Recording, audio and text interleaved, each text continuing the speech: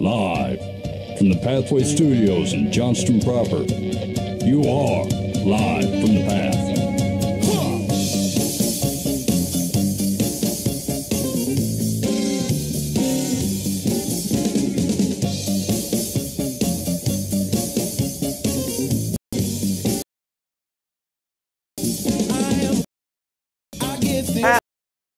We're coming from the here in Johnston proper.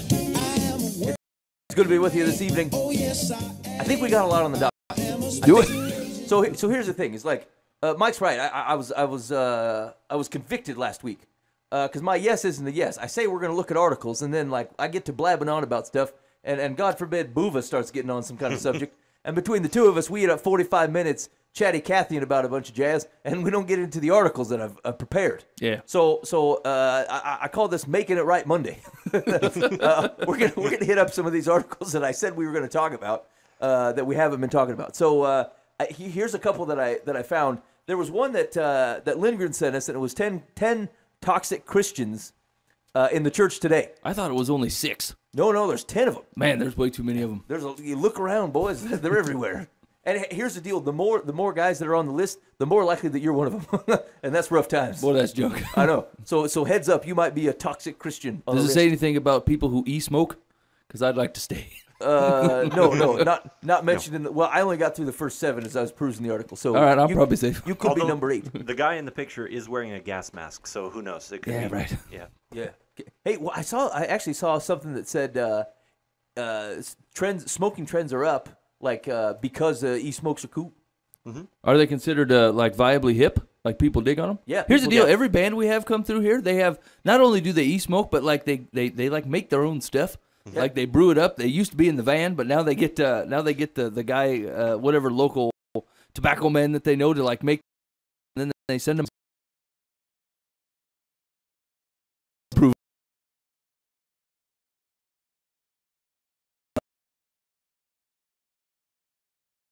I think this happened.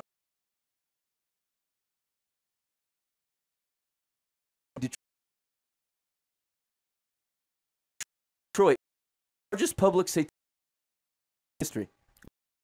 On this thing, like as much as Warner Brothers wants to convince you that it's like a pitchforked, clown-looking Satan. These guys have like way overdone it with this paganistic goat face, and he's ripped, like he's pagan, yeah. And then Schwarzenegger on the bottom half, Nice. And then he's got some kind of spear, and like I don't even know where they pulled the reference of what he looks like from, but it's outrageous. No, and that was part of and I'll read through the article, but like part of the outpouring of this statue, I mean, like it would be to put to life something where I would look at it and go like, there's no way that has any relevancy in my life. It's so goofy looking. And so it was, I don't know, just weird. And so as I was reading the article, I thought, well, it's just interesting to think, I don't know, like, how do you get there? Or what are you looking for? So anyway, I'll read through the article. We'll kind of take a peek on that. There was a story on the Independent Journal Review today about 2 girls who sitting behind a woman at a baseball game, and she was sexting to somebody, and her husband was next to her, and her husband was not receiving text messages. Oh.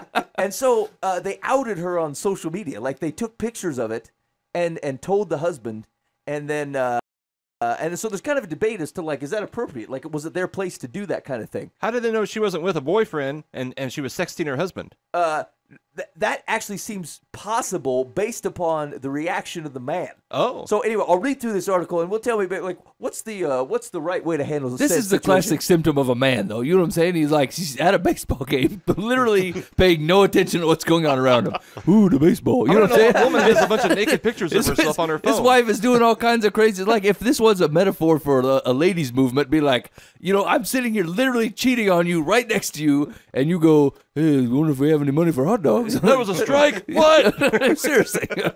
Yeah, his reaction is classic. Actually, Dan, I hadn't even considered that. That's a good thought. All right, well, I'll read through that article and see how it goes. Okay. So anyway, those are the articles I got kicking off the way. I think we've got some more up in the caddy if we need it. We got some Dear Life in the Path. Might you scan them at all? Yeah, I checked them out. And they're pretty good? Yeah, I'm not sure. We'll see how the gallery handles them. Okay, all right. Well, anyway, that's what we've got some guests in the studio. We do. So here's the deal. You hear me talk about them all the time. I say, call Bob. I said, you're going to call Bob. You're going to buy and sell your house. Or if you're thinking about it, call Bob. Don't ask us. We don't know what we're doing. That's why we know Bob. That's right. And so Bob and John Eisenlauer have joined us in the studio again, and always fun to have these fellas in. And it's classic having them out for the buffet night. Yeah. Here's the deal: the Life from the Path buffet night is double amped when the Eisenlauer team shows up. I mean, it was just great. Here's the deal: last time we went, I was blown away at Bill's dessert techniques. Like he built this like dessert. I would call it like a volcano is what I would call it. It had like 5 things on it, and it was well done. And I sat down and I looked at it and I said, Bill, what is this thing? And he proceeded to explain it to me like he's been doing the same thing for years. but anyway, me and the kids were blown away. We had to go. We tried to recreate it, but never could quit quite the same magic that Bill had done on the first. As in that dessert bowl, but with all certainty, no one does buffet nights better than the combination of Life from the Path and the Eisenlauer team. No, it's in fact we're gonna set another one up, and we're gonna invite you guys. Now, don't get all excited. It's Dutch treat. You know what I'm saying? Like I mean, I'd like to say that we can foot the bill, but it's just not gonna happen, boys. It's 10 o'clock on a Monday night. We're on the internet. We're not paying for your dinner. Yeah. But we'd love your community. Come out and be community with us. Yeah. So anyway, hey, Bob has recently gotten married. Bob, how is internet friendly married life treating you? Oh, it's paradise. Yeah, this is great. I just wondered why I waited so long. Yeah, it's been good. That's an excellent answer. Yeah, said every girlfriend of the bride ever. That's right. Yeah. Was there any piece of advice that someone gave you about like coming into marriage that you at this point in your relationship you can say yes, that was excellent advice, or you know what, no, I should reject that whole out of hand? Don't try and explain reason or logic. You know, that works in a lot of situations, but in married life, it doesn't always work. Just go with it. You smile and nod. Yeah. Somebody else said you can be right or you can be happy, but you can't be both. So I'm learning that really quick. That sounds right. Yeah. That's a radio station I can tune into. Yeah. Here's what I, honest to goodness, what I found is that like I could have the dead sharpest answer. I could be right, and I could explain it well, and in this room it would be a compelling discussion, and we'd all have it, and we'd come to a reasonable conclusion. And I will give that same explanation to my wife, and it's not that she doesn't understand it, and it's not that I didn't explain it right, but like halfway through, I feel like I've dumbed down, like I'm immediately less confident about my answer, and because I know her better, when she's certain looks in her face, I'm like, oh no, she's not buying into this. She's not buying this. Have I made no sense at all? No, shoot. And like I like that woman can strip away any false bravado that I may have built into a conversation. And here's the deal. So like if I'm really sure about something, I will generally run it through her. Yeah. Because like she is a good filter for me to know whether I've bought too far into something or whether like I've overcommitted. In fact, a lot of stuff I did. I was doing a class about the end times earlier today, and like yeah. Just you and what is you putting on some, and like I embraces that. And I think every guy's oh yeah, that's is generally a bunch of guys that are running from that as opposed to embracing it and saying, you know what, yeah, that woman can level me. Yeah, and I need that. So if you found the right woman that can level you, that's good news. Yeah. They always say guys are really good at processing like one thing, and women can process like 95 at once. And we think they're just slow and dumb, and they're just like actually lapping us like 12 times. Yeah. And they're going, they're putting the whole thing together. 0.3, and they're like, yeah. I find this happens a lot when Ben and I decide we're going to do something. Like, I'll get off the phone with Ben and be like, all right. I said, okay, lady, here's what we're going to do. Blah, blah, blah, blah. We're going to drive here. They're going to meet us here. And she'll go, like, that's the stupidest thing. Do you guys even talk about this? And then she'll, like, explain it. And there's some gaping hole that I've completely missed, which made whatever I came up with the stupidest thing ever. I mean, legitimately, it was dumb. Oh, yeah, the bridge is out. And it didn't take her but like 10 seconds to go, blah, blah, blah, blah, blah. Why didn't you just do this? And I'm like, dang it, where were you at like a minute ago? Yeah, shoot. I need to conference call you in on all my phone calls, apparently. Yeah, I would. So I would agree with where that's coming from. I think you just got to embrace that stuff. It's right. Yeah. It's dead on. It's right. Here's what I'm going to do, lady. I mean, what do you think I should do, lady? Yeah, all right. I'm going to fix that. And actually, some of the stories that Herrick has told about just praying through things and like using your wife as a vet as to conclusion when you're both talking to God. Like that's awesome. Right way to run through stuff. You have to be a little bit. My wife tends to be just naturally more cautious. Yeah. So I have to kind of filter through. Is this just her being cautious, or is it her being smarter than me? Yeah. You know, like, come on, let's jump off this cliff. What's Both the deal? of which are highly possible. Yeah, exactly. I mean, you gotta kind of weigh it. And anyway, just thought I'd throw that in there. All right. Anyway, Got to measure that. I think that's. I don't know. Any other advice? Bob? No other advice. I did have a question though for you guys. Okay.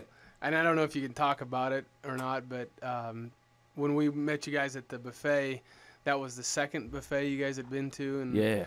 and you guys were trying to judge which one was better. Was there ever a conclusion, or can you guys? So the first one we went to was that big new buffet. The hibachi. The hibachi. Yeah. Yeah. It was way funner to say. Yeah. So it was funner to say. Although I think the place that we went the second time, I think I actually. Yeah.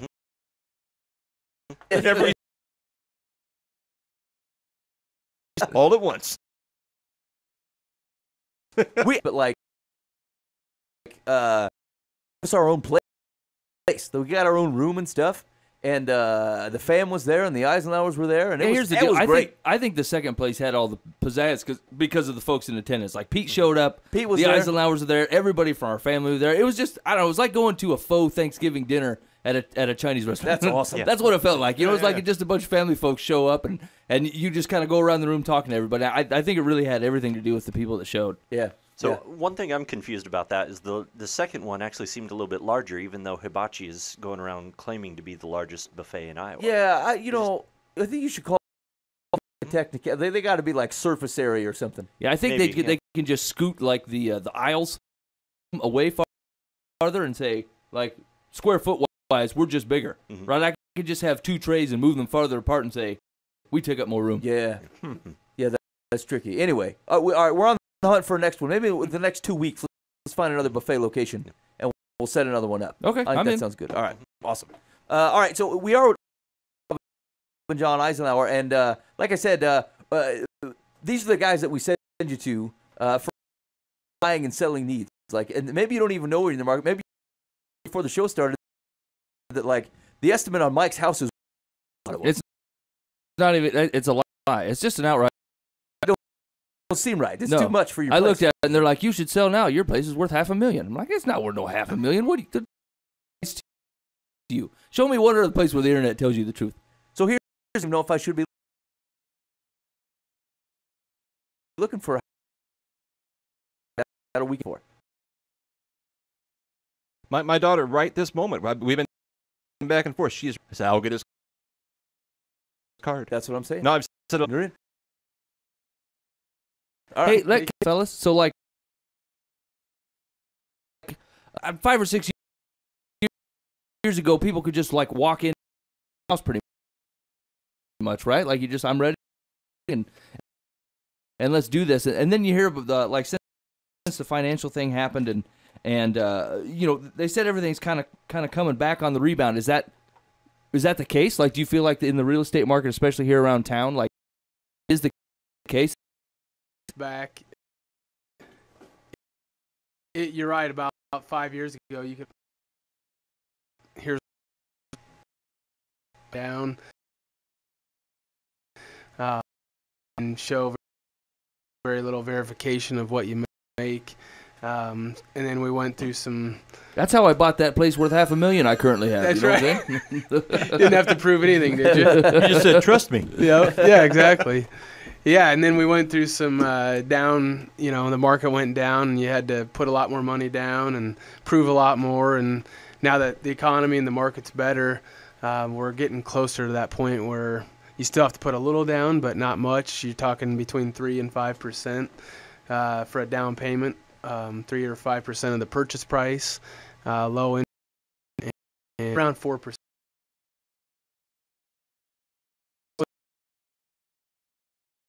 Was the first ballpark?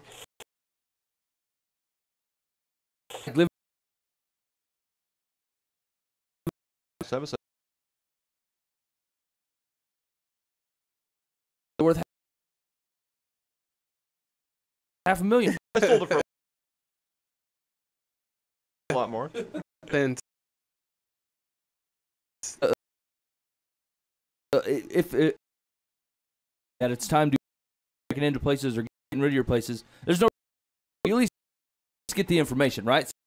This thing can sell for. What do you think I can buy with it? At least you'll have some facts instead of just sitting on your couch dreaming that you may move every once in a while, and then you just back out of it, get a phone call. Yeah. If you're just curious, even if you're a year or two away. Awesome. Yeah, we'll help them with that. Us.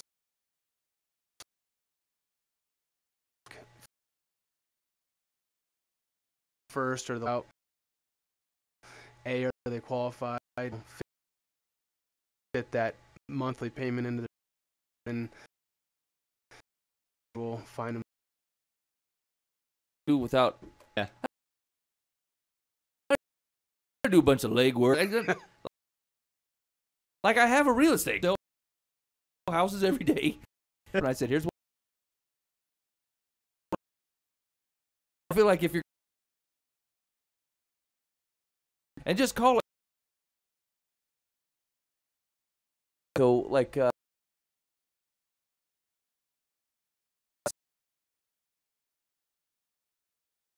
with half cocked.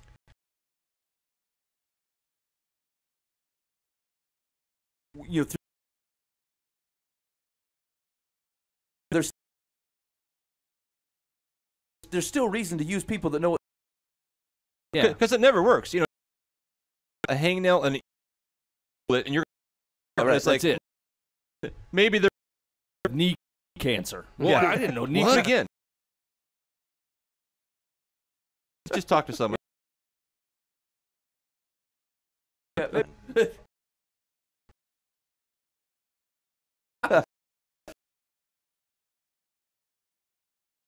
Of across the 4 years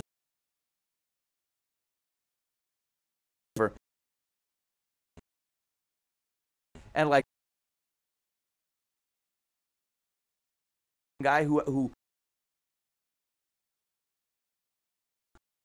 and like you end up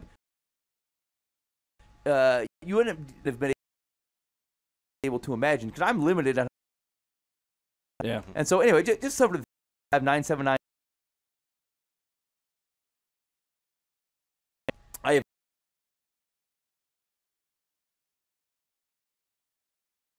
like John they're ready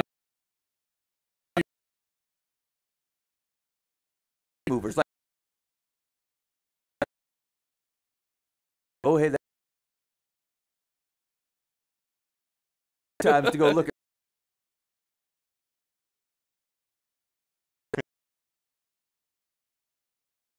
I will and here's what John's support give it a shot. This is awesome. You don't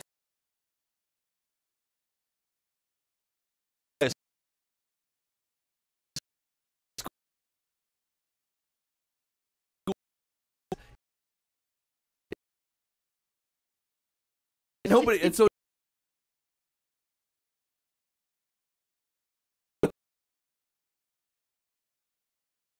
some $100,000 we got as far as checking the insurance. Yeah. I'm gonna buy an old church. Do you ever see on the market? Yeah, there we see them all the time. That's my bucket list. That's not good. People selling churches all the time. Yeah. One in Pleasantville, actually, my dad and I came across, and the buyer for that into a residence. Yeah.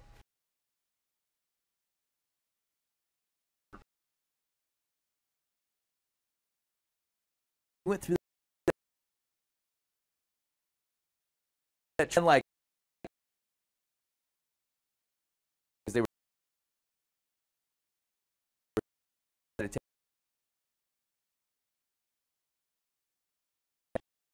bunch of people kind of pick a deal. Yeah. Jesus is the auctioneer.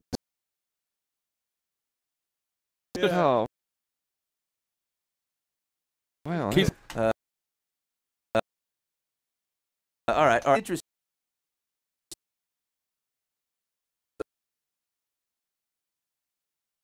Guys, is like, how does realtor type of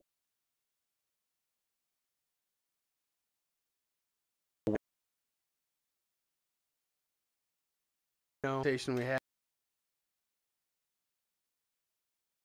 at least we like the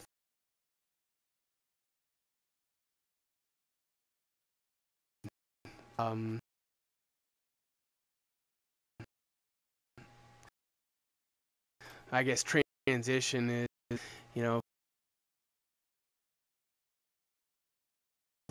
if we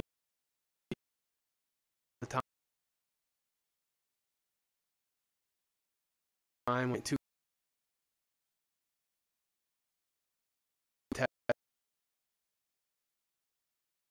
Funny how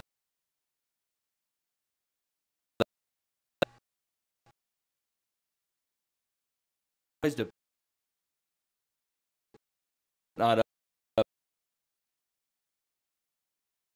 you're different. That I continue.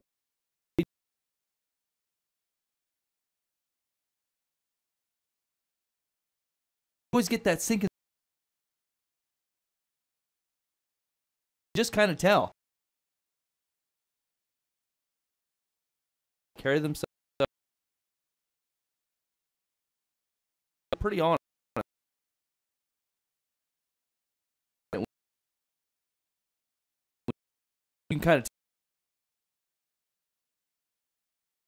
different about that. Yeah.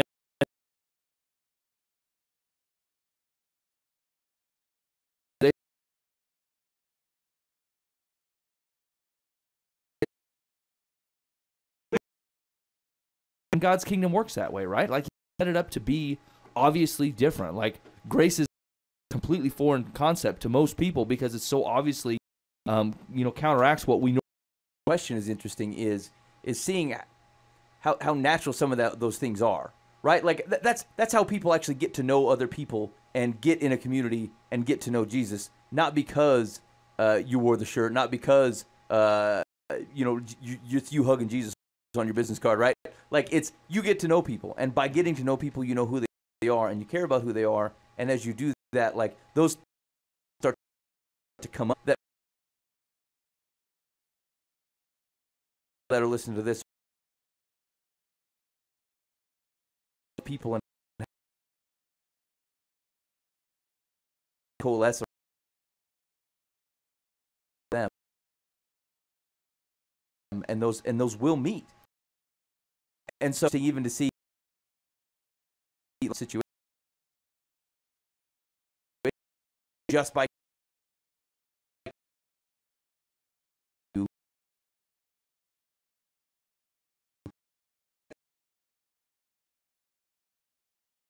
and have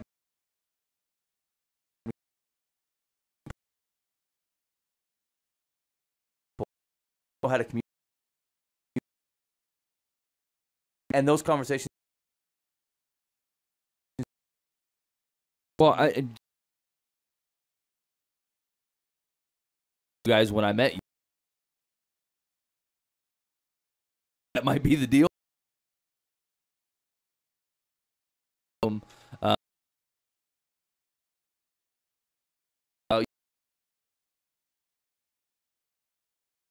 Living a life.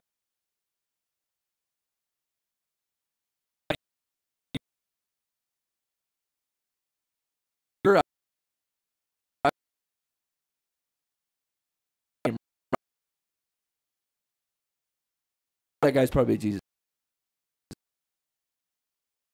Yeah.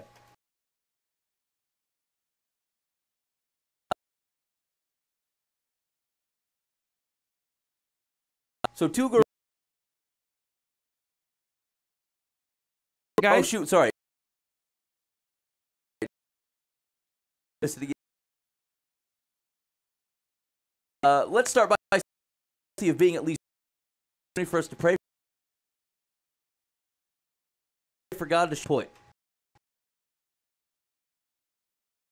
Okay, here we go. Usually as before.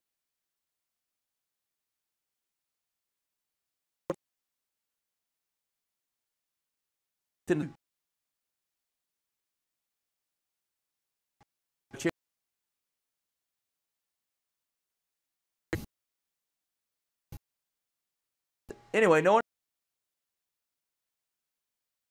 at the time. That's yeah.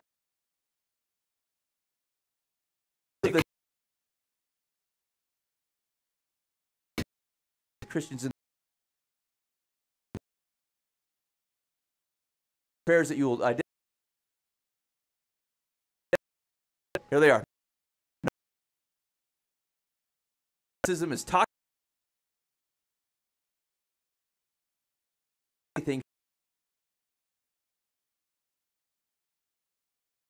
Journey. I was like a still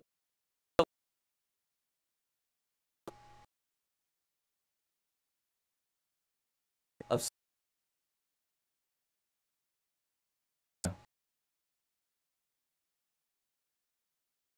in something that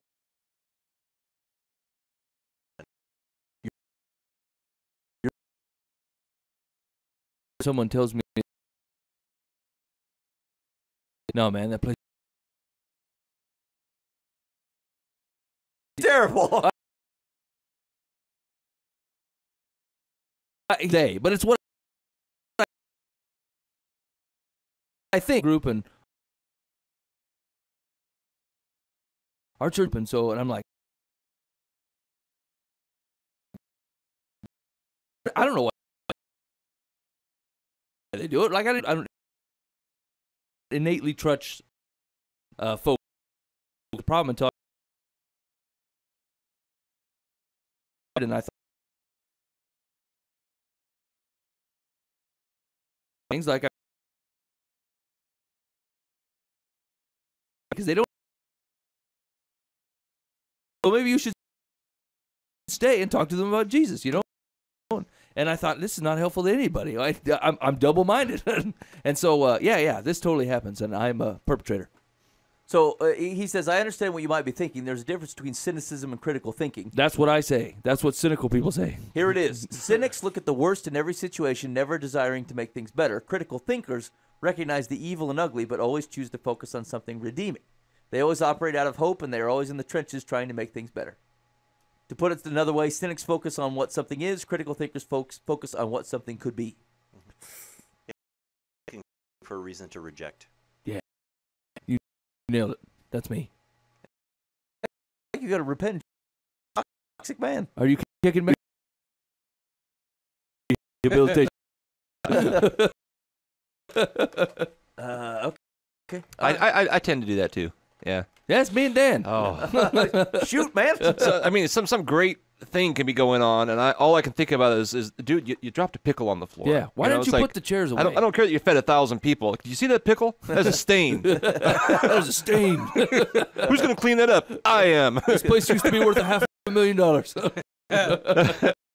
This happen in moments. Pickle stains are forever. That's right. Pull it together. All right, Dan's guilty. Here we go. Number 2, the college I calling me. I wasn't. Well, yeah. Help.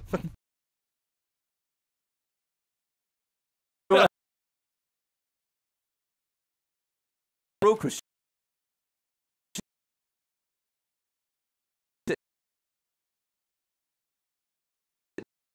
quotes in this article. Are you being I'm not number at arm's length. They don't want God interfering with their pursuits unless their goals.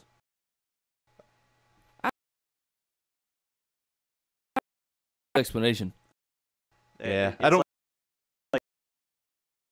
get it. And Without These kind of guys, though,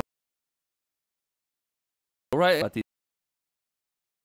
guys, it's like it has to be. It's an excitement to say, look, I understand you're the all joy.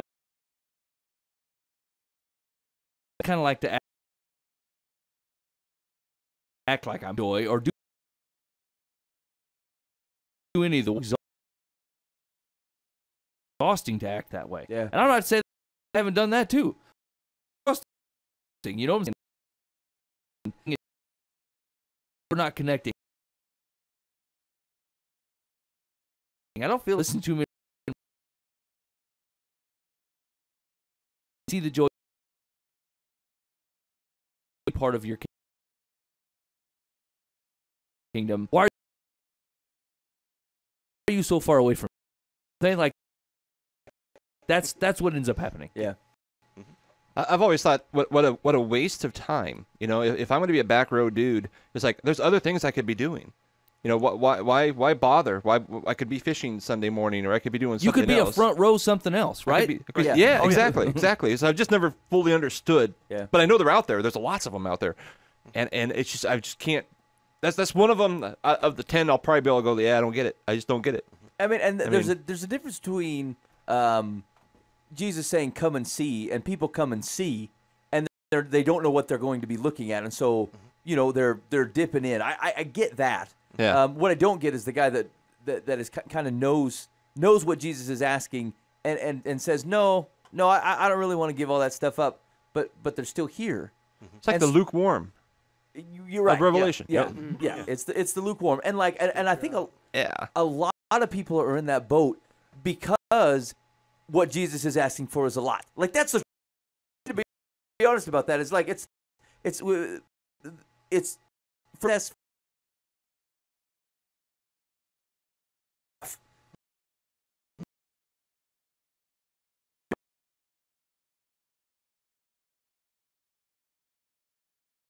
thing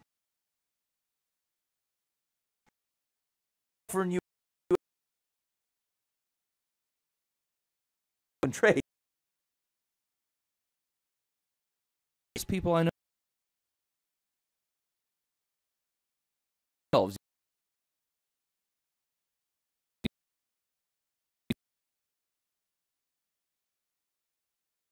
thing, right? Like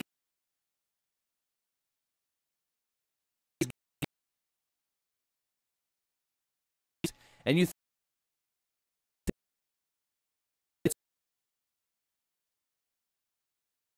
want to give up my stuff. Reading and bury him.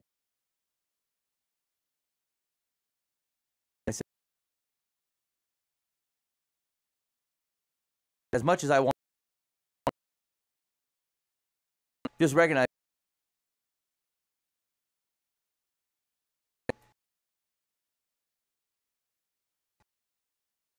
and answer it on.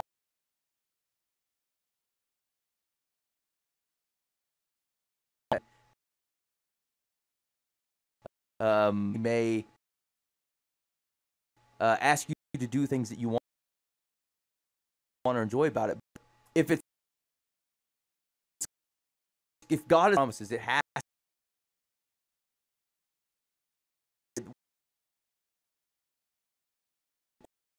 It's trusting. If I can, or you're not gonna those things.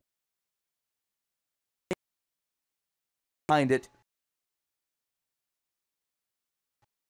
And the truth is I wouldn't flinch at, but I am aware of that. A little bit. She's in honesty, dad, and so like it doesn't seem all that like going. You're not going, but I mean, the truth is like anything on the table has to be. Oh, we need to look at those and trust that they're under control. Hasn't he always shown himself faithful to us? And the answer was yes. And I'm like, okay. It's hard to grasp because we want to fight for a human thing. And like, very few of us have been pushed to the point where we'd have to answer that question, which I think is the most honestly. But like, that is what I'm fighting for, is the right perspective. And it's difficult. It's difficult, especially your kids looking at you and they're like, well, why would God do that? And I said, it's irrelevant. Like, the God doing it. And if that, then we hug it and we say it's a who is God we're in. Awesome. And if we can that, then we free circumstances. And like that's tough. It's a tough thing, and we have to be honest. Even when we're talking, I want to be like, how can you sit in the back row and act like that? But like, if I'm being honest, hey man, I know what Jesus is asking, but it's still worth it. You know what I'm saying? And like all these things that you think come with living this life that is this kind of in between, it's not worth it. And so let's talk about what Jesus is asking, what he's offering. And so like that's at least an honest conversation. All right, that was what was that, number 2? Holy cats! You better speed this thing up, Ben. 3. The world is caving in, Christian. It's not ironic that most of these Christians, I feel like we're talking about the different names of the My Little Ponies. Sorry, that's what. Have you seen My Little Pony? No. Well, then you continue on. All right. Is this the fear and the world's falling apart? Yeah, you got to truncate this dude's explanation. He's Buva style bloviated. Sorry, sorry. A zombie apocalypse is imminent. Every major story, especially the tragic ones, are conspiracy theories. This is the half the people I know. They allow fear to dominate their life. These are the folks who are going around saying, "Hey, we're living in the end times and whatever." Yeah. Yeah. Evil's on the rise. Yeah. Okay. Yeah. Evil's on the rise. Yeah, and you know what? I wonder. I think the same reaction to them is the same reaction to the last folks. It's a who. Maybe evil is on the rise. Yeah. Maybe it is the end of the world. Who? Following. Fine.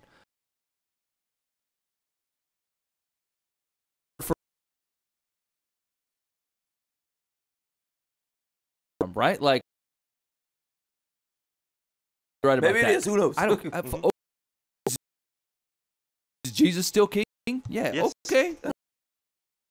Rise, right? Is it still king? Yeah. Well, okay. Look, I don't care. I'm not saying exercise yourself out of the political process, but like on the whole, we give a lot more weight to the effects of Christ than we do Christ.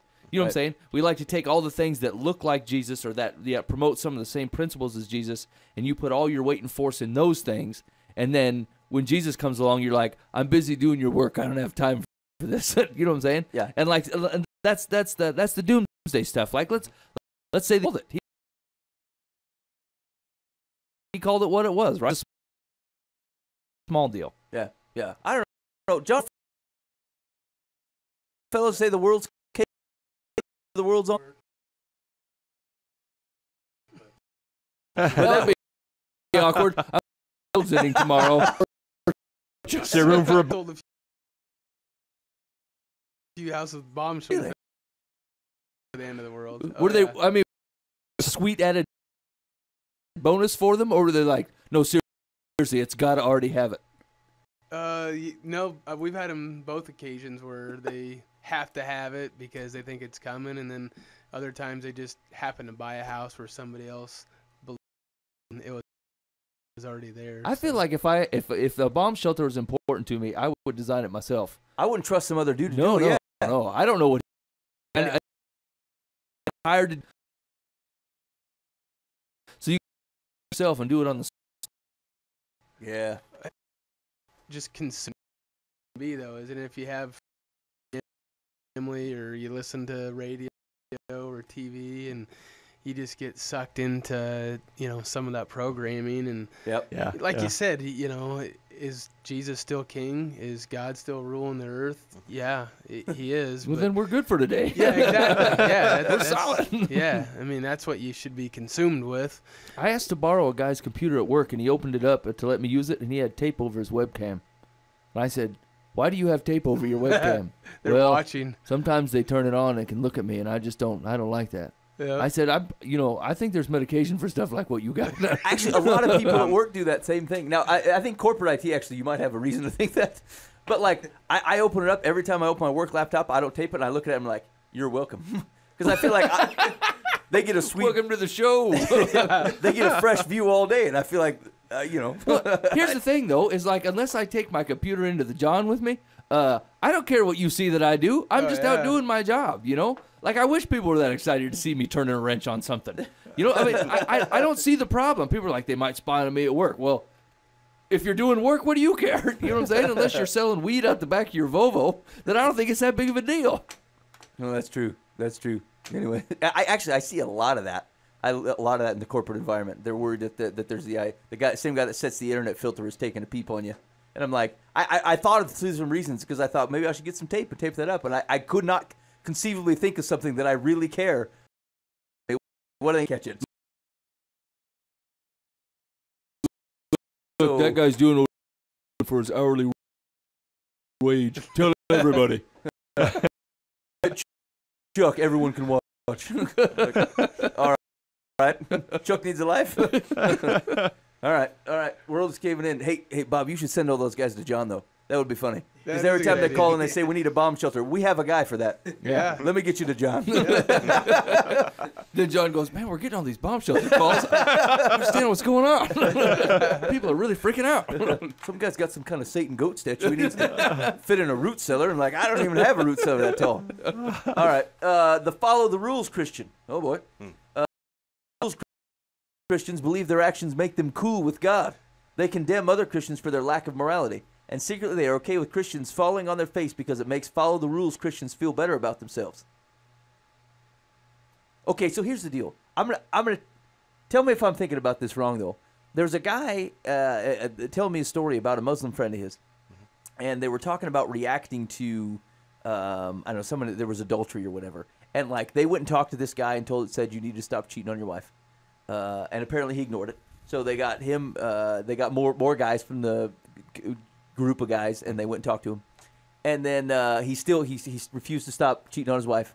And then the same group of guys went the third time, and they beat the crap out of him. Yeah. And then the next day, they brought him some soup and stuff and some bread. Sure. And I was thinking about that story. I thought, well, so the church discipline thing doesn't really talk about beating the crap out of a guy. But but here's what I thought of though. I thought, see sin. You know, he's endorsing the reaction, but right, there is a difference between Jesus has died for our and making sin. And I thought, I don't like their tactics, but I feel like they're at least holding it in the right understanding that you've done something wrong and offensive and it needs to stop. Mm-hmm. And there was a couple more things that he talked about from some reactions to Muslims, and I thought, I like some of the things they're talking about of some of the things that they still adhere to, and I'm like, boy, if the Christians would really just respect God's word in that way, even if I don't agree with their respecting, I thought, yeah, just like the Mormons do. I'm like, yeah, I mean those guys are after it. They're putting some work in. Yeah. And I think Christians got to get off our duff, right? What Christ has done feel on most. And I think it does that he still didn't die for it. There's something about understanding rightly what sin is that I thought, I wish I had a little bit of that without having the wrong reaction to it. Does that make sense? Am I thinking of that right, fellas? Yeah, think about it like when your parents or like your cheap grandpa gave you like a brand new Wii for Christmas. You know, you're like, hey man, this is awesome. He's like, yeah, I got it off a buddy of mine for like $10. You're like, well, that really kind of cheapened it. You know, like I was blown away with the gift on its own. Yeah. And then you lessened it. You know, and made it not such a big deal. And when we look at sin that way, we say, you know, I was under the death penalty, right? Like I was going to be separated from God because of this. And then we say, you know, it really wasn't that big. So it's not a thing. You know, don't worry about it. Yeah. And like some of that's when you're introducing someone to know Jesus. It's the same thing. What were you talking about? Talking about when people take offense, right? When people say when they've hurt you in some way, and then you say, "I forgive you," right? And we basically act like the thing that they did wasn't really that offensive. And the truth of the matter it was offensive, right? But I'm forgiving you the entire offense. I'm not going to lessen what you did and act like it wasn't offensive or that it didn't hurt, because it did. But I'm going to forgive you all the more. And the same thing is true in this aspect, right? Like when you cheapen something, you're basically telling a lie. And I don't know. I think the same thing applies. Yeah. So and I don't understand some of the follow the rules about, like, I mean the it sounds like the energy behind this or the motivation behind some of this is inappropriate. But like I don't want to lessen, I guess, because this guy's a jerk. I don't think that lessens the thought that maybe we could do more to understand sin rightly, while also which gives us a fuller understanding of what Christ has actually done. Yeah, you know what I'm saying? Like, and so I don't want to ignore that perspective simply because we have grace. I understand grace all the more because I understand sin correctly. Yeah. And so the follow. I get that this guy's the guy that condemns other Christians for their lack of morality. He's putting himself on a pedestal. That's wrong. If they're okay with other people falling on their face because it makes them feel better, that's obviously, like, the motivation is wrong. But like, I'd be careful about saying, hey, that guy thinks, and he seems to be pretty. Yeah. Yes. Well, I mean, the indignation, New Testament, kind of a little. God's law. Seriously, yeah. Did they a little bit? They make judgment calls that weren't theirs to make? Yeah, but like they have way more respect for God's commands than I do. You know, they set up 3 rules back to make sure you didn't get even close to what God had said. Right? There has to be some type of reverence there that says you respect God's authority to this degree that you would make 3 rules to keep you away. And we do the same thing with like when we consider having relationships with to protect your marriage. You know, like you try not to be when it's just you and a gal. It's going to be a long time and no one's around. And is that a sin? No, right? But do we look at it and go, I got to figure out some way to make this safer for everybody. I don't even want this to be a question at all ever. You know, and so like, do we do kind of the same thing? I try to set up a couple 100 feet back and go, this is obviously not a problem, but I don't want it to be a problem either. You know, and so I'll set up some boundaries and make sure that we're cool. I'll take a guy with me or something, you know? Yeah. And so like the following the rules thing is, as much as we like to beat on those guys, like they do have a high respect for God's word, which is something that's beneficial to everybody. Yeah. Yeah. And he says the message of the cross is, and I agree with that. I just think we got to be careful at labeling a guy who actually is God's word here, and that doesn't make him a jerk. He's actually a jerk about it. Then you just call that like self-righteous guy. Yeah, you suck. I'm great. I follow rules. That guy does suck. No one likes to be around that dude. Let me remind you of this verse. And like all the guys that I know that toe a pretty tight line, like they're not like that, right? They'll say, without God's grace, I wouldn't be who I am. And I'm just telling you, this is where I use this phrase all the time. I say that this is where the joy's at. This is where God says the joy is. This is where Christ says the joy is. And like, if that's all I can promise you, that's what I can offer, right? If I know God, and from what I know about Him, He says that the thing that you're doing won't produce joy, or the thing that you should be doing will produce joy. That's what I can say. Yeah. All right. Ooh, here we go. The political Christian. Every church has a few of these. That's an undercount. They equate the decisions of our government with the direction of the church. They believe how you vote determines whether you love God, and their conversations usually include a rant about the president of the most recent government decision. It's really quite fascinating how these Christians work politics into every conversation. Just think if political Christians channel their creative energy and passion about politics towards Jesus, ? Can you say revival? Yeah, I guess, and we've talked about this quite a bit over the last, few months, really, about just understanding what things are a step away from moving the needle and what things actually move the needle. And so, if we live in God's kingdom, we are servants of the Almighty King. You can't put all the eggs in a different kingdom's basket and then be surprised at which it doesn't act like God's kingdom. It doesn't mean we don't interact with it. It doesn't mean we don't use whatever influence is available to it to try to further God's kingdom stuff. It that if we are that invested in it, that means like we are having to take that time away from otherwise doing what might be God's work and using a false barometer and saying God's kingdom is not going well because our country is not going well. Well, you might have overinvested on what your country is actually capable of being the barometer for. And you seem to be surprised at some things that the Bible makes it sound like we shouldn't be all that surprised about. Yeah. So, we've talked about that quite a bit. I used to be that guy. Dan used to be that guy. Yeah. Dan's double hit on the list. Dan's reformed. Reformed Dan. I'm reformed. Yeah. Don't overpromise. Pete's going to come visit your place if you're a reformer. All right. Pete, I'll tell you where Dan lives. Hey, he's going to move. No, that's true. Dan, are you in the market to move? No. No, Dan's not moving. Oh, crap. All right, hey, here's the deal. You're listening to Live from the Path, coming to you from the Pathway Studios here in Johnston proper. Big thanks, as always, to the Eisenlauer team. Bob and John coming hanging out with us. We still got some more show to go. So if you listen to the podcast, we got extra show coming to you. But go visit EisenlauerTeam.com for all your home buying and selling needs if you're in the market, or if you think you might want to be in the market, or you just want to know what your house is worth, and then that will determine whether you're in the market, or maybe you saw a house down the road. Maybe I want to in on that. All these things are possibilities. Team.com out there, or you sitting out on the website and work with these guys. It's always an awesome experience, and so I would highly encourage you to check that out.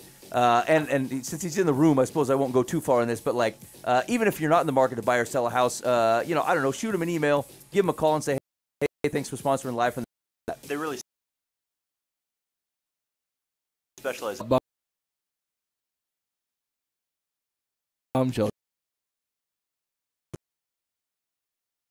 John Bomb.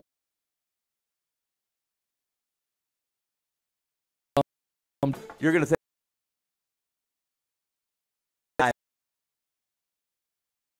And I love it. I got a cake already made. Moving along. All right, if you're on the Truth Network, 99.3, we've got to let you go. So hang on for the podcast. Guys, be faithful in the means, and God will handle the ends. We'll see you next week. Thanks for listening to Live from the Path.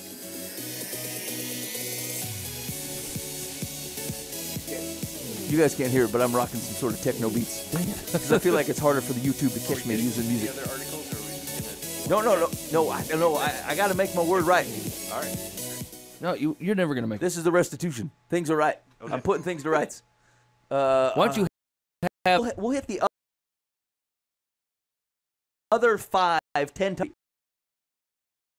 Okay. Heads up on evil and scary Christian, the I love Jesus, but not the God doesn't work that way. The loves to pick a fight Christian, and the you can't talk about that in church Christian. Oh, man. Those are next week. So we'll hit those next week. Okay, excellent. All right, so check this out. So here's a group to unveil Satan's statue in Detroit. A group is planning to unveil, so this already happened. We're behind the times on here. But a group is planning to unveil an 8-foot-tall bronze statue featuring a goat-headed Satan in Detroit. It seems funny even saying that, isn't it? It seems funny even to say that. A goat-headed Satan in Detroit during a gathering that's been billed as the largest public satanic ceremony in history. The Satanic Temple has said Saturday's private event will be open only to people with tickets, $25 each. Invitations to the unveiling summon guests to prepare chaos, noise, and debauchery. Come dance with the devil and experience history in the making. The event location is not being announced publicly and is known only to those with tickets. The group said the bronze Baphomet monument, which weighs in about 1 ton and has never been seen before in public, is not only an unparalleled artistic triumph, but stands as a testament to plurality and the power of collective action. I can think of a lot of other things that are a testament to plurality and collective action. Yeah, I mean, there were some dudes cleaning the garbage out from the park that did a pretty nice job collectively. The statue, which backed by an inverted pentagram and flanked by statues of 2 young children gazing up at the creature, shows Satan with horns, hooves, wings, and a beard. The group went to say the unveiling event will serve as a call to arms for which we'll kick off our largest fight to date in the name of individual rights to free exercise against self-serving theocrats. You know what's interesting is that, like, it's weird that the Satan statue is even involved, right? Like, I know agnostic free thinkers who are pushing for individual rights that don't worship a statue, right? And don't build statues with other things in it, and don't invite you to things with debauchery. And so maybe that's one of the things I was wondering as I was reading this is like, I know why I need God. I don't know why they need Satan. What am I missing? It's just kind of a rallying cry, like, hey, here's this ideal that we can kind of follow. Yeah, it's an ideal to the self, essentially. But I mean, I don't know what does Satan supposed to offer, right? Like, I've never seen any depiction of Satan that is beneficial for anyone to know. Well, he'll lie and tell you that whatever you're dreaming, he can make it happen. Or that it should happen, I guess. Yeah. So really, like his only claim to fame is not God. Right? He's the not God. Right. Yeah. He basically goes around saying God's a liar, and all this church nonsense is just bunk. So doesn't it? I mean, it really makes these people feel that much more comfortable in whatever sin or debauchery they're doing. So, something like this. Like provides a validation, is that what you're saying? Yeah, exactly. Just really, really validates, that there is no right or wrong and that there is no moral compass, other than what you feel like doing at that particular time. And so I think, that's, I guess, a symbol that Satan or that statue seems like, and this celebration is just kind of encapsulating that whole feeling or that movement of, it's not that they're necessarily, I don't think, worshiping the Satan or worshiping that statue, but it's just this gives us, a reason to do whatever we want and throw, right or wrong out the window. I think you nailed it. I think you're right. I think it's a justification. It allows you, without taking full responsibility for saying I can do whatever I want, because that could be your personal whim and be wrong. If you can dump it on something else and say this is why I'm able to do whatever I want, and other people agree to that thing. It's all you need is an excuse to do those types of things, and this gives you a pretty good one. It's under the guise of a community. It's under the guise of a specific belief system, which frankly, I mean, works on our end, right? Like Christians do kind of weird stuff that the world. I use the exact same thing to defend some type behavior. You got rid of all your stuff. Jesus, it wasn't my idea. I've said that more than once. Yeah. Okay, so I mean, that makes more sense as opposed to like they're just looking for an excuse to justify that type of behavior, and basically you can offload the responsibility. It's not me anymore. It's just the nature of the belief system. So it also said, let's see, the event originally, photography is strictly prohibited at the 18 or older event unless, of course, you're a $75 VIP ticket holder. These partygoers will have an exclusive opportunity to be photographed seated on the Baphomet monument. You can sit on his lap like a Santa. What are you saying, Baphomet? Baphomet. Mm-hmm. Yeah. Well, I'm not familiar with that. No. Dave Herrick seems to know what it is. Go ahead, Dave. It's a symbol of a goat-headed figure that was used in pagan worship. So Baphomet. Yeah, usually has a inverted 5-pointed star kind of behind him. You know what else I don't understand? There were pictures of this event, and like they don't seem to be able to come up with their own symbols. They just find symbols that the church has and turn backwards or something. The marketing department's terrible. Put some effort into it, you know? Hey, what if we called it the Tolly Sybil? They'd never know. It's just like the Holy Bible. I didn't follow that example. Nah, I had a better idea when I started talking, and then I was already in the pool, and I thought, I'm sunk. The event was supposed to take place at a Detroit restaurant. That's interesting. But the venue's owner, and he canceled it after learning of the statue's unveiling and the Satanic Temple's involvement. You don't say. We'd like to book your Olive Garden. Oh, it's just a small. The group said they were very transparent, though. Who are you with then? The goat Satanists? Actually, oh, well, that's a problem. So it's funny, though. It says the group said they were very transparent, though, signing the contract as the Satanic Temple. I mean, keep an eye on your contracts, boys. That's not legally binding. Just doing some debauchery. No big deal. Many wonder how Christians will respond to the ceremony. Minister Todd Sanders of Strictly Biblical Teaching Ministries in Detroit says this is a great opportunity for the church. The church can benefit from this because we can view this as an opportunity to get at the truth in terms of what the Satanic Temple believes. I don't think it's anything we should be afraid of at all. We don't need to cower in fear. We have the truth of our side as Christians. Yeah. Yeah. Sanders said that this satanic unveiling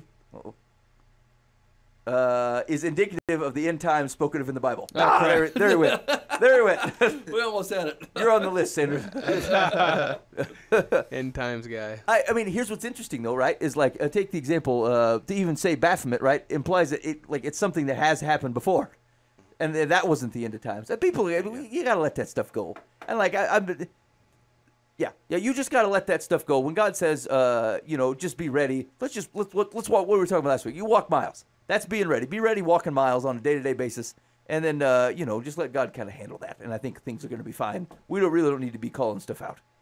All right. Anyway, I thought I thought it was interesting. Like although here's also what it brings to mind, though, is people that don't believe what you believe, what I believe as a Christian, can look at some of the stuff that we do with that same eye, right? I can be like, you got a guy with a goat face, and he's pointing to things, and there's two kids looking at him, and you got an upside down cross, and then what? What am I supposed to do? Yeah. Like, say hi to this thing, say particular, sing songs or whatever. Like, coming out of a completely agnostic perspective, as some might, and they said that they're goofy. I don't know. Experience. Hey, man, sometimes it's foreign to me. You know what I'm saying? Like when stuff goes down and I think I'm going to pray and I think, do I really expect this to do something? Like when people say, hey, this is going on in my life, and my response is, my instant response is, hey, man, can I pray with you about it? And I think, boy, that must have sounded funny on their end. You know what I'm saying? Like that was my initial response is, hey, we should talk to a God that you don't know. And then hopefully he will do his magic on whatever it is that is going on in your life, right? That's what it sounds like to them. I had that happen to a guy last week, and his kid was going in for surgery, and I said, hey, man, I'll be praying for that. I had no idea, but I'll be praying, and he's like, okay.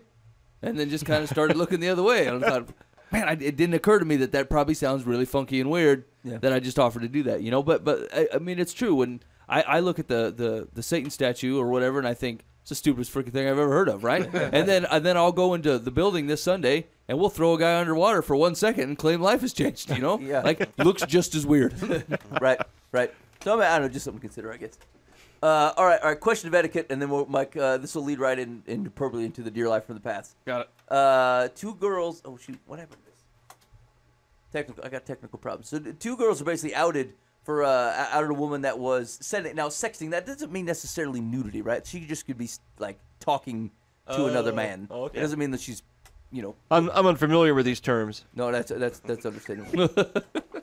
Oh shoot, there it was. Oh, sorry. Just as the article reloaded, I'd already hit stop, like I was going to reload the thing. Mike, do you have one? Do you have one ready? Yeah, I got one. Why don't you fire one up, and then I'll get to this after. Okay, here we go. Dear life from the path. I'm 56 and I still don't know what I want to do with my life. I have no... Whoa. 56? Sorry. Please feel free to write us any of your problems. We are not... We Without don't, judgment. we don't jump to snap judgments at all. We love you. Hey, old man. I have Get a no... life. He says, I have no real talents or passions. I have 1,000 interests and hobbies, none of which would ever develop into a career. I have worked whatever job I could to get to pay the bills, more or less, but they've all been near minimum wage, so 10 years from retirement, I have no savings. I got to the point I was so miserable at my last job that I quit without having another one waiting for me, so I'll probably end up taking whatever dead-end job I can get just to get a paycheck. How can I convince potential employers I can do something different when I don't believe it myself? Because you won't. Yeah. Yeah, you just described your history, but you've also described your future. Sorry, bud. Yeah, you can't even convince us. Yeah, just accept it. Make peace with yourself. The question is basically, how can I convince my employers that I'm not exactly all the time? Life with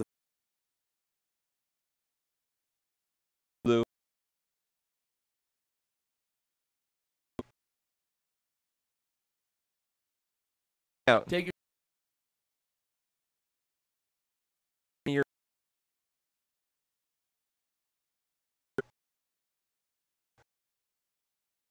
you have paradise. his haircut. Just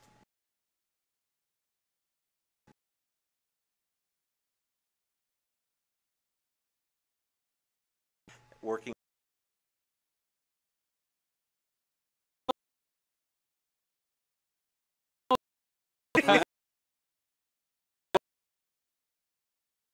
And is people out.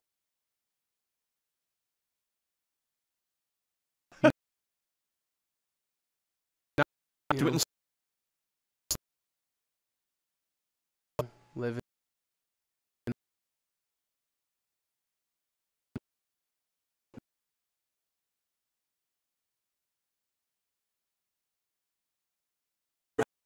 Agreement with was right. Go for it. Dude. I mean, ways. I guess that You on board?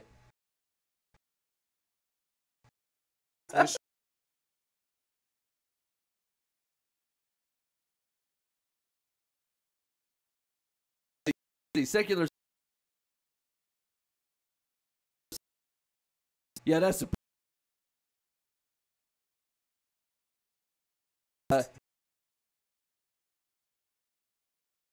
I'm betting you are.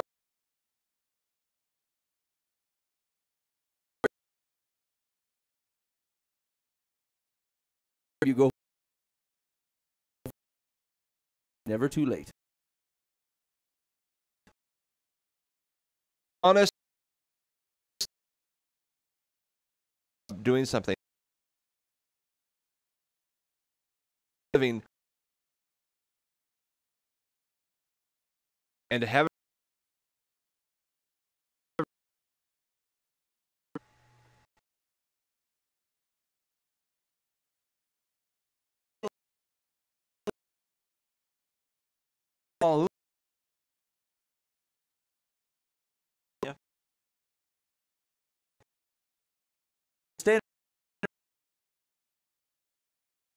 I'm not blaming. I'm blaming. To be the interviewer.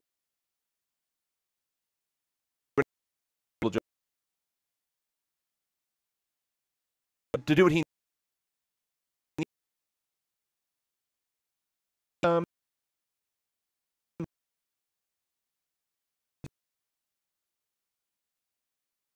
Care and fine. Minimum.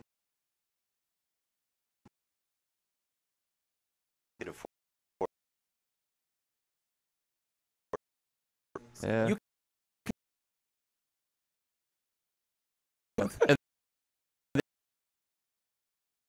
And reduce their hours. Social benefit. So yeah, they're cutting. You go. Send them.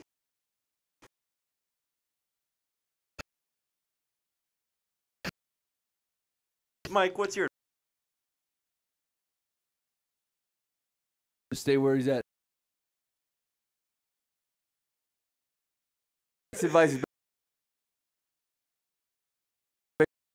Senior life. Decide to get out. actually going to advice? Do you think For a week.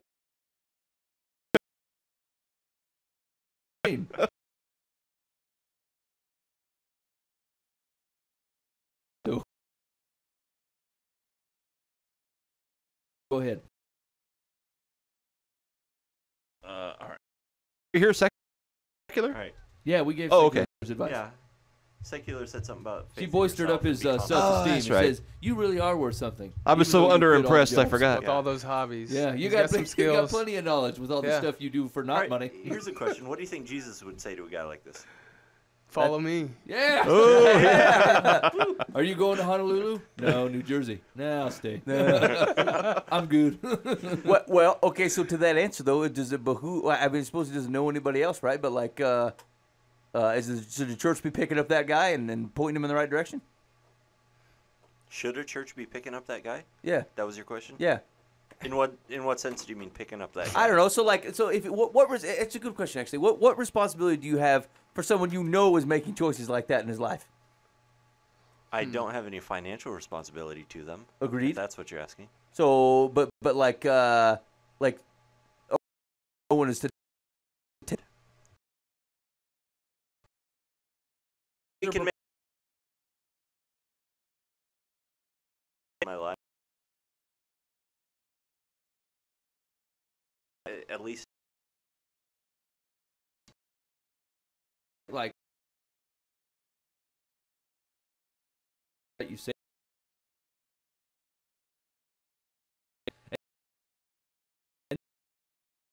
And they sleep where to live. They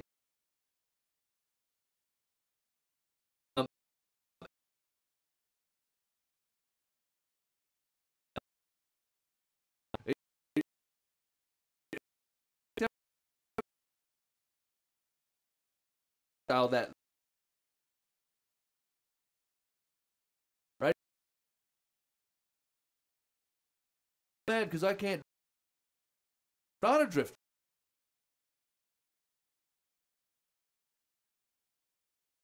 I guess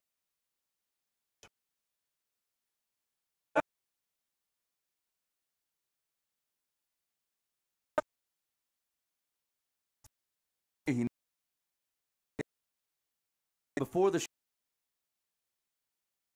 to take in Atlanta.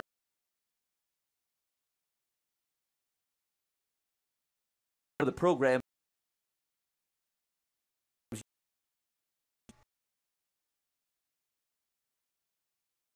on you. Look at the message.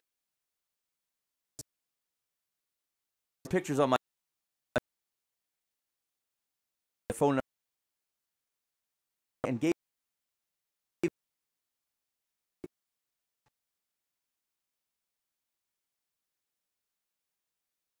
contact. I want to use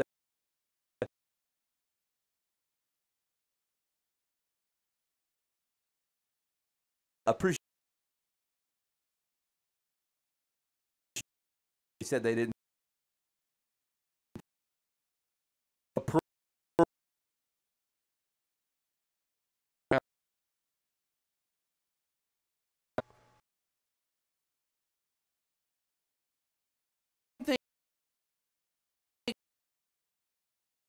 Exactly. Close to Had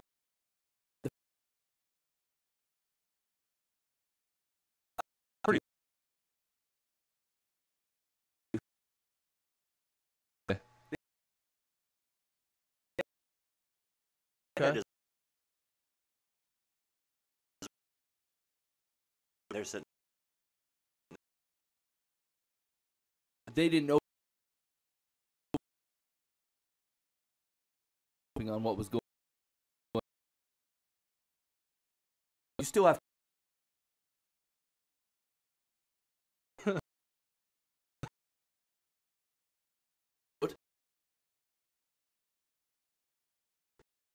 At. So action and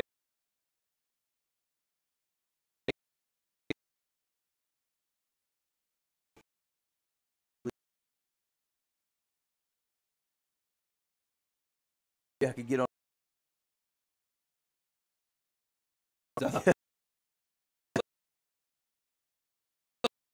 So yeah.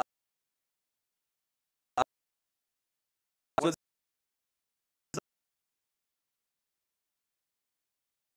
all right. Ability to share.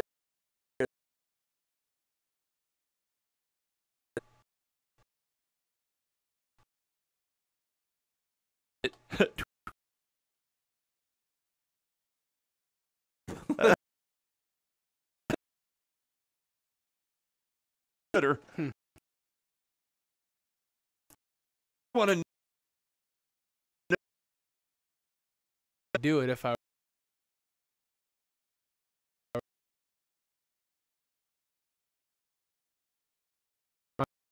on my end.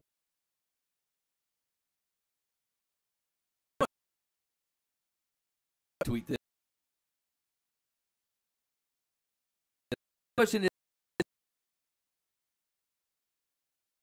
answer no.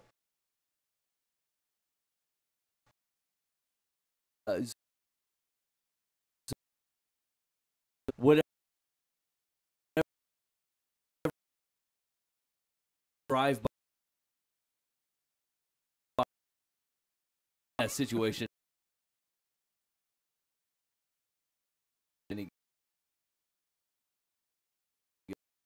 feel terrible.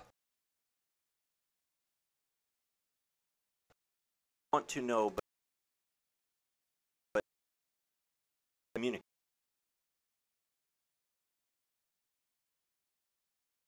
You like I would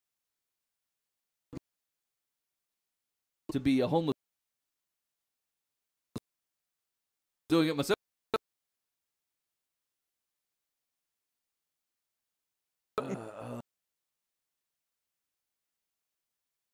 But I think necessarily that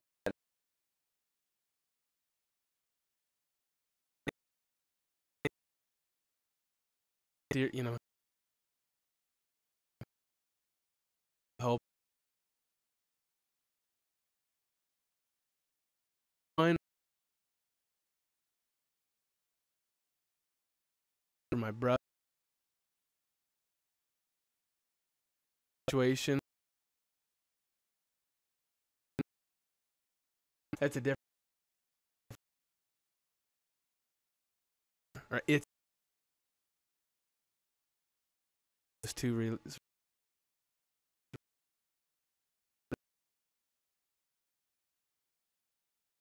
Never know. So,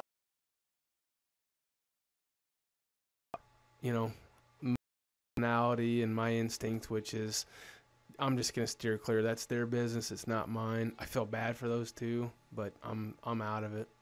Here, I guess it's more or less the same issue as seeing like two people making out. One of them's wearing a wedding ring and the other one's not.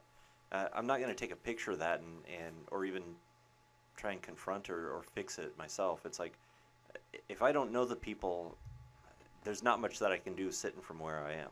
right. It's not like you have, even if you bring it up, you don't have any level of influence in their life that you're going to positively impact that circumstance. Yeah. Yeah, tricky. All right, so we stay out of it. Boy, it sounds like Bob would say it though if you were close to him. So, John, if you're going to be sending text during the ball game, you make sure they're clean. Bob will bring it up. That's right. Need bomb shelter ASAP. we got big trouble. Let's meet at the bomb shelter tonight. Don't tell my wife. Anybody with bomb shelter in Waukee area? PM with details. I want John's life. All right, here's what we're going to have to do. The night rolls on, boys. And we got through most of those articles. No, we didn't. Yeah, I did. We got through like 3, half of one, and a couple. Yeah, okay. We got more. We can get to them. Anyway, hey, big thanks. We didn't get to the Ashley Madison thing from 2 weeks ago. Oh, yeah. That's what I'm saying. Isn't that more or less the same issue, though? Nah, it probably is. Yeah. All right. Yeah. Maybe I'll bring it up next week. We'll talk about it. All right. We'll just do the same show every week. That seems all right. As always, big thanks to Bob and John Eisenlauer with the Eisenlauer team. Go to eisenlauerteam.com for if you're interested in buying or selling a home. These are just the fellows to deal with you. I promise. Keep an eye out. We'll do a Twitter announcement on the next Live from the Path buffet night. We're targeting within the next 2 weeks. We will pick a place and a date. Okay. We probably won't be within the next 2 weeks, like the actual event, but we'll pick a place and a date, give you time to prepare, clear your calendar, come out for that stuff. And if you want to listen to more from the show, go to livefromthepath.org. You can catch past clips from the show, artist performances. Foreverland, there's some acoustic stuff that they did that's really cool. It's out there, and they're climbing the charts, man. Yeah, I saw that. Things are going really well for them. Also, there's some acoustic stuff from Silverside when they were in, and Josh Crawford and Driven 11, Dominic with Driven 11. Just a lot of cool folks coming in the studio lately. So go out and check those things out. Give those guys some support.